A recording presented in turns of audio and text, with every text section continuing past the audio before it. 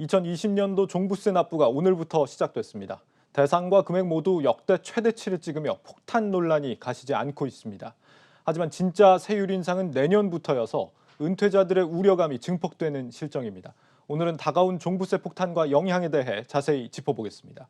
먼저 종부세에 씨름하는 은퇴자들의 상황을 강미선 기자가 알아봤습니다.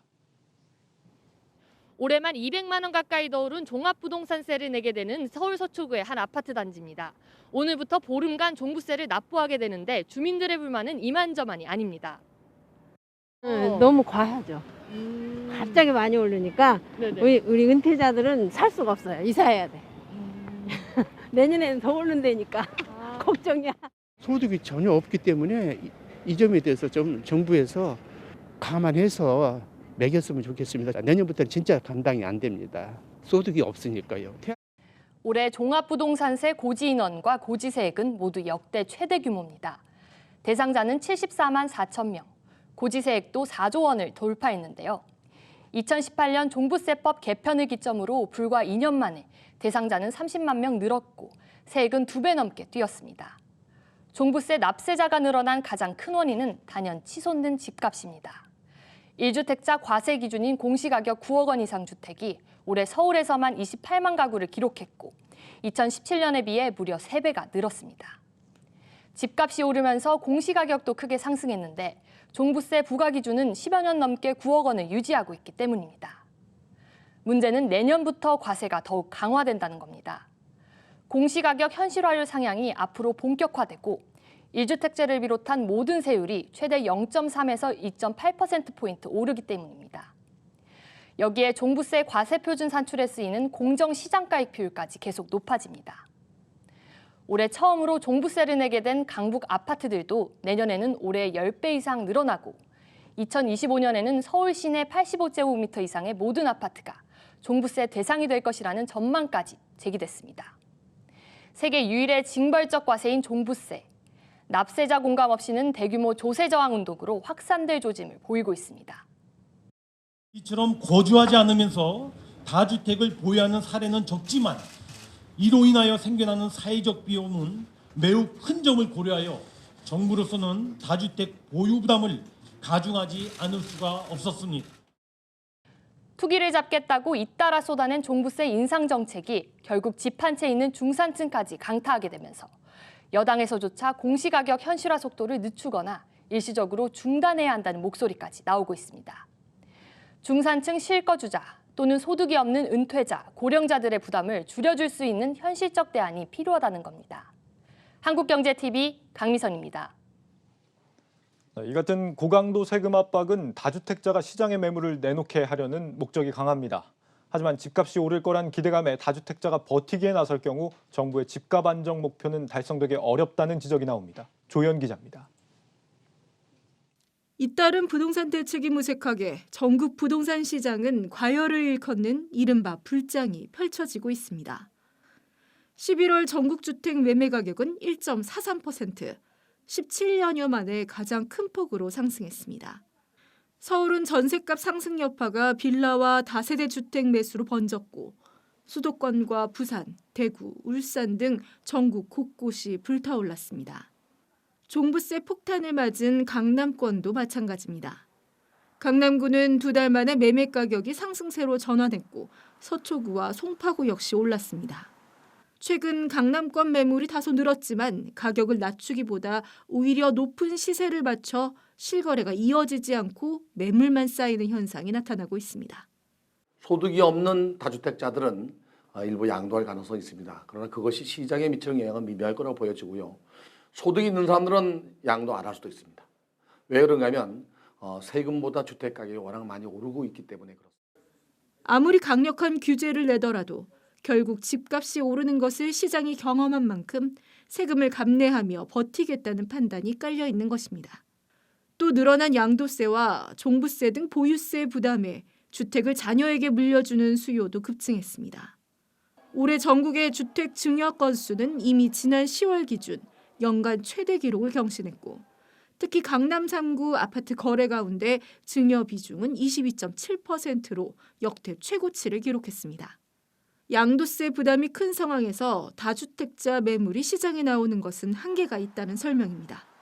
팔면은 더 큰 손해가 나타난다라고 생각하니까 거래가 더 줄어들게 되고, 임대 사업하는 사람들, 그 사람은 다주택자 임대료가 종부세를 못 낼 정도로 이렇게 만드는 게 과연 정당한가, 굉장히 꼬여 있는 게 많습니다. 1년 후 집값을 예측하는 한국은행의 주택가격 전망은 역대 최고치와 비교할 수 없을 130까지 치솟았습니다. 규제가 낳은 매물 잠김, 집값 과열 양상이 내년에도 여전히 지속될 것이란 전망에 무주택자도 유주택자도 시름이 깊어지고 있습니다. 한국경제TV 조연입니다. 이번에는 종부세가 실제로 얼마나 올랐는지, 또 부담을 줄일 수 있는 방법은 없는지 전문가와 함께 알아보겠습니다. 신한은행 투자자문센터 우병탁 팀장 나와 있습니다. 팀장님 안녕하십니까? 안녕하십니까? 예, 올해 세부담 역대 최대다. 그래서 종부세 폭탄이다라고 하는데 정말 그렇습니까? 네, 우선 1주택자인지 다주택자인지에 따라서 부담의 정도가 좀 크게 다르게 나타나는데요. 예. 그리고 이제 금액에 따라서, 규모에 따라서도 증가의 폭이 굉장히 좀 다릅니다. 우선 1주택자라면 이제 올해 7, 9월에 내셨던 재산세하고 이제 이번에 내게 되는 종부세를 합해서 작년도에 냈던 것보다 최대 1.5배, 그러니까 150%를 넘지 않는 수준이기 때문에 예. 제한은 있습니다. 제한은 있는데, 다만 이제 종부세 금액만 놓고 보면 실제로 2배 이상 나오는 경우들도 다수 있고요. 특히 시세 15억 원 이상인 경우에는 다른 금액대의 주택에 비해서 상승폭이 굉장히 좀 큰 편이죠.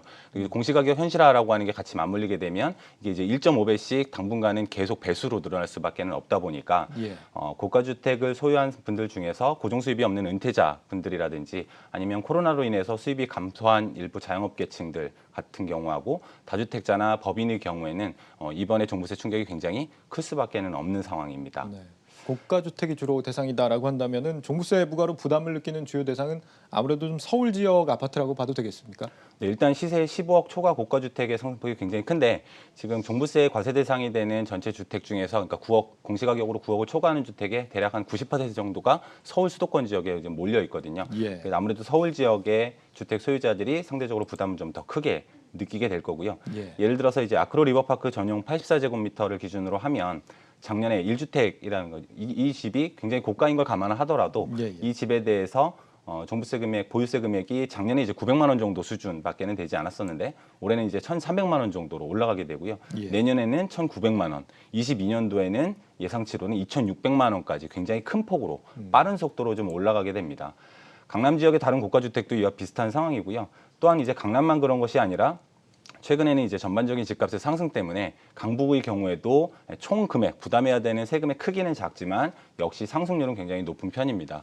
예를 들어서 마포 레미안 푸르지오 전용 84제곱미터의 경우에는 올해 이제 320만 원 정도를 보유세로 내셨는데요. 내년에는 450만 원, 그리고 내후년에는 600만 원 정도까지 세금이 연평균 한 30에서 40% 정도씩 꾸준하게 증가할 수 있습니다. 상승폭이 굉장히 가파르다 이렇게 볼 수 있겠는데, 맞습니다. 예, 실제 투자자들을 좀 상대하시면서 보시는 분위기는 또 어떤지 좀 궁금합니다. 이 종부세 부담 때문에 매도를 실제로 고민하는 분들이 계십니까? 네, 그 부분이 다소 좀 의아한 것 중에 하나인데요. 예. 결국 보유세 부담 때문에 집을 팔려고 내놓을 것이냐, 이거는 1주택자는 일단 논외로 하더라도 다주택자나 법인 같은 경우에 이제 어느 쪽으로 될지에 대한 부분이 이슈가 되는데, 예. 실제로 종부세 부담이 한 수십만 원에서부터 많게는 수천만 원까지 증가하는 이런 상황은 사실이기는 하지만, 이걸 이제 그 부담 때문에 팔려고 고민을 하게 되면 현재 이제 조정 대상 지역에서는 다주택자에 대해서 양도세를 또 중과하고 있거든요. 예. 그러니까 양도세라고 하는 거는 종부세처럼 매년 집값에 아주 낮은 수준으로 부과되는 세금이 아니라 오랜 기간 동안에 누적적으로 발생한 차익에 대해서 양도를 하는 시점에 한꺼번에 발생하는 구조인데다가 누진세에 의한 세율 체계도 굉장히 높게 되어 있고, 그다음에 다주택자에 대한 양도세 중과 세율이 굉장히 높은 편이거든요. 그러다 보니까 다주택자라는 걸 전제로 하게 되면 종부세는 이제 수십에서 많게는 수천만 원까지 늘어나는데, 양도세 쪽은 팔려면 수백만 원에서 수억 원까지 늘어나는 상황이 되는 거죠. 그래서 대부분의 경우에는 이 거액의 양도세를 낼 바에는 종부세를 예를 들면 그거면 예를 들어서 5년이나 10년치를 더 버틸 수 있는 자금이 아니냐, 이런 생각들을 하시는 것 같고요. 최근에 이제 전세가가 지금 계속 떨어지지 않는 상황이다 보니까 집값이 계속 상승할 만한 지역에 있는 집들 같은 경우에는 여전히 쉽게 매각에 나서지 않는 상황으로 보여집니다. 그러니까 결국에는 집값에 대한 상승 기대가 없어지지 않는 한은 매물로 나오는 숫자는 좀 줄어들 것 같고요. 예. 그 상황에서 계속 보유세에 대한 종부세를 포함한 보유세에 대한 부담은 계속 증가하게 될 텐데 이 과정에서 이제 배우자나 아니면 세대 분리된 자녀한테 증여를 하는 걸 통해서 종부세 부담은 일정 수준 굉장히 크게 줄어들 수가 있습니다. 왜냐하면 종부세는 이제 인별로 과세를 하는 형태이기 때문에 명의를 분산하는 것만으로도 종부세는 올라가긴 하겠지만 큰 폭으로 줄일 수 있기 때문이죠. 네. 그래서 이제 최근에 한 8월 11일 기점으로 해서 8월 11일 이전까지 7, 8, 9월 동안의 증여, 서울 경기도 지역의 주택에 대한 증여가 굉장히 큰 폭으로 늘어났는데 바로 이 부분이 종부세에 대한 부담을 줄이면서 증여에 따른 취득세가 이제 8월 10일부터 올라갔거든요. 올라가기 전에 빨리 증여를 하는 케이스들이 많이 늘어난 상황으로 보여집니다. 네. 벌써 나가실 분들은 증여를 통해서 빠져나갔다 이렇게 이해를 네. 해도 될까요? 전부는 아니겠지만 상당수 다주택자는 그렇게 좀 우회했다라고 보시는 게 맞을 것 같습니다. 이번에 또 이 부부 공동 명의가 많이 좀 논란이 됐습니다. 당정이 결국 공동 명의자에게도 고령자 장기 보유 공제 혜택을 주겠다라고 하는데 어떻게 보십니까? 네, 단독명의 1주택자일 때는 9억 원을 기본 공제로 공제해주고 장기 보유 공제 그리고 10에서부터 30%, 그다음에 고령자 공제는 20에서 50%를 받을 수 있는 대신에 공동명의일 때는 부부 각자 6억씩 공제를 받게 되니까 기본 공제는 9억보다 많은 12억을 공제를 받고 대신에 장기 보유 공제와 고령자 공제와 같은 세액 공제는 받을 수가 없는 상황이었거든요. 예. 그래서 사실은 엄밀한 의미에서는 직전까지는 올해까지는 공동명의와 단독명의 중에서 어느 쪽이 더 유리했느냐라고 하면 각자의 나이와 그다음에 보유기간에 따라서 경우에 따라서는 어떤 경우 단독명의가 더 유리하기도 하고 어떤 때에는 공동명의가 더 유리하기도 한 이런 결과가 됐었는데 예. 이제 이 부분에 대해서 경우에 따라서는 이제 공동명의자가 주로 이제 고령의 장기 보유한 공동명의로 갖고 계시는 분들이 그 단독명의로 갖고 계시는 분들보다 공제를 못 받게 되는 부분 때문에 세금이 더 많아졌다라고 하는 것들이 중요한 이슈가 논란이 되게 되면서 예. 이제 어제 국회 기재위에서 공동명의 1주택자의 경우에는 기존처럼 12억 공제를 받고 세액 공제를 포기할지 아니면 1주택자 단독명의인 경우처럼 9억을 공제받는 대신에 세액 공제를 받을지에 대해서 선택할 수 있는 옵션을 주겠다고 했습니다. 예. 그래서 아직까지는 이제 입법안이 올라가져 있는 상태고 본회의 통과 여부를 좀 지켜봐야 될 것 같지만 어쨌든 그렇게 예정대로만 통과가 되면 앞으로는 공동명의가 단독명의에 비해서 훨씬 더 유리해진다고 보시면 될 것 같습니다. 그렇군요. 이 종부세나 부동산 세금이 해외와 좀 비교했을 때 어떤 수준인지도 궁금한데요. 어떻습니까? 네, 이 종부세의 경우에는 성격 자체를 이제 외국의 보유세하고 단순 비교하기는 좀 어렵다라고 보여지는데요. 그러니까 넓은 의미에서는 이건 이제 재산세의 범주에서 보셔야 되거든요. 예. 그래서 재산세와 종부세를 합한 보유세 전체를 가지고 판단을 좀 해봐야 되는데, 그러니까 예를 들어서 2015년 기준으로 OECD 13개국의 자산 총액 대비해서 보유세 부담률은 한 0.33% 되는 상황이었고 예. 한국은 0.15% 수준이었으니까 다른 OECD 국가에 비해서는 굉장히 낮았던 게 사실입니다. 다만 이제 15년 기준으로도 캐나다나 영국 같은 경우에는 실제로 0.87%, 0.78%로 높은 편이었지만 독일 같은 경우는 0.13%밖에 되지 않았어요. 그러니까 국내보다 더 낮았던 거죠. 그렇군요. 그래서 이런 부분을 같이 좀 고려할 필요가 좀 있고요. 뿐만 아니라 이제 15년 이후에 최근 몇 년 동안은 알고 계시는 것처럼 한국이 상당 부분 이 공시가격 현실화 과정들을 거치면서 종부세에 대한 부담, 그러니까 종부세를 포함한 전체 보유세에 대한 부담이 상당 부분 올랐는데 아직 이거에 대한 통계가 잡히지 않고 있어요. 그래서 지금은 이제 어느 정도 충분치는 않지만 OECD에 준하는 정도로 좀 올라왔다고 보여지고 예. 문제는 이 과정에서 벌어졌던 것 중에 주요한 종부세와 관련된 이슈 중에 하나는 이제 우리나라의 경우에 이 개편들이 너무 지나치게 잦게 개편이 됐고 이제 그 현실화하는 속도라든지 이런 것들이 지나치게 좀 빠르다 보니까 납세자들이 받아들이기에 속도가 좀 지나치게 빠른 게 아니냐라고 하는 측면이 있었습니다. 예. 전 세계적으로 보유세를 강화하는 추세긴 합니다만 우리나라는 좀 그 속도가 너무 가파르고 잦은 변경이 있었다. 이렇게 이해를 해봐도 될까요? 네, 맞습니다. 그렇군요. 그렇다면 이 정부의 이 종부세 강화, 집값 안정에는 효과가 있다라고 볼 수 있을까요? 근데 이제 강력한 보유세 강화인 것은 분명히 맞는데요. 그럼에도 불구하고 이제 급매물 증가라든지 정부가 의도한 것만큼의 매물이 증가하는 효과는 아직까지는 나타나고 있지 않습니다. 그래서 예. 그러다 보니까 가격 안정 효과도 현재로서는 좀 제한적이고요.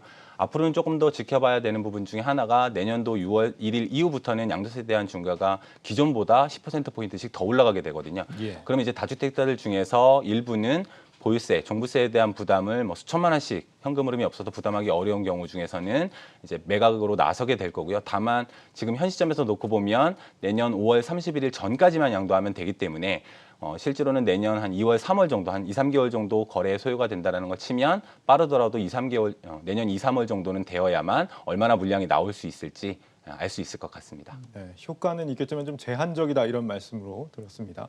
신한은행 투자자문센터 우병탁 팀장이었습니다. 팀장님 말씀 잘 들었습니다. 네.